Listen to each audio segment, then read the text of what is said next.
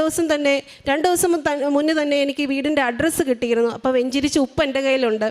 അപ്പം ഞാൻ ആ വീട് പോയി കണ്ട് അതിൻ്റെ ചുറ്റിനും ഞാൻ നടന്ന് വിശ്വാസ പ്രമാണം ചൊല്ലി ഞാൻ ഉപ്പ് എവിടെ ഇട്ട് ഞാൻ പ്രാർത്ഥിച്ചു, പരിശുദ്ധ അമ്മേ നിനക്കിഷ്ടമാണെങ്കിൽ, ഞാൻ എന്ത് കാര്യം പ്രാർത്ഥിക്കുമ്പോഴും ഞാൻ പറയും, അമ്മേ നിനക്കിഷ്ടമാണെങ്കിൽ മാത്രം അത് നടത്തി തരണം, നന്മയ്ക്കായിട്ടാണെങ്കിൽ മാത്രം.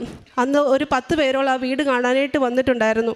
പ്രായമുള്ള 70 വയസ്സിന് മേലുള്ള ഒരു അപ്പച്ചനും അമ്മച്ചിയാണ്. പക്ഷേ ഞാൻ പിന്നീടാണ് മനസ്സിലാക്കിയത്, പരിശുദ്ധ അമ്മ എനിക്കൊരു ഭവനം തരാനായിട്ട് ലേറ്റ് ആയാലും എനിക്കായിട്ട് വളരെ നല്ലൊരു ഭവനം ഒരുക്കുകയാണെന്നുള്ളത്. 2 നിലയിലുള്ള വീടാണ്. ഈ അപ്പച്ചനും അമ്മച്ചിയും താഴെയാണ് താമസിക്കുന്നത്.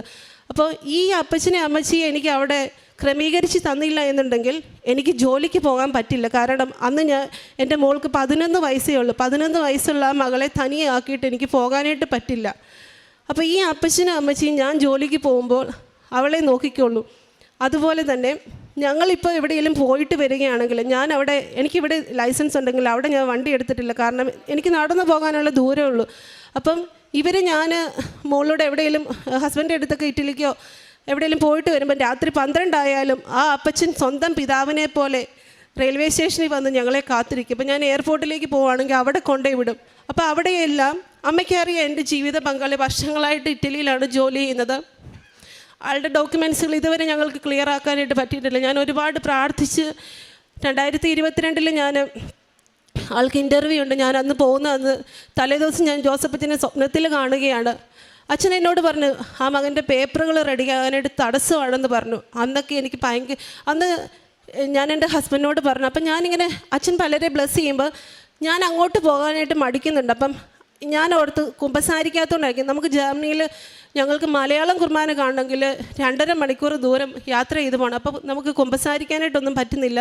അപ്പം ഞാൻ ഓർത്ത് എന്നിലെ കുമ്പസാരത്തിൻ്റെ കുറവുകൾ കൊണ്ടൊക്കെ ആയിരിക്കും എന്ന് പറഞ്ഞു. ഞാൻ എന്നിട്ട് ഈശോയുടെ പാവങ്ങളേറ്റ് പറഞ്ഞ് പ്രാർത്ഥിച്ചു. അപ്പം ആ പേപ്പറുകൾ ഇതുവരെ റെഡിയായില്ല. അപ്പം ഞങ്ങൾക്ക് 2 പേർക്കും ഭയങ്കര സങ്കടമായിരുന്നു. അപ്പോൾ ഹസ്ബൻഡ് ഇപ്പോഴും എന്നോട് പറഞ്ഞു.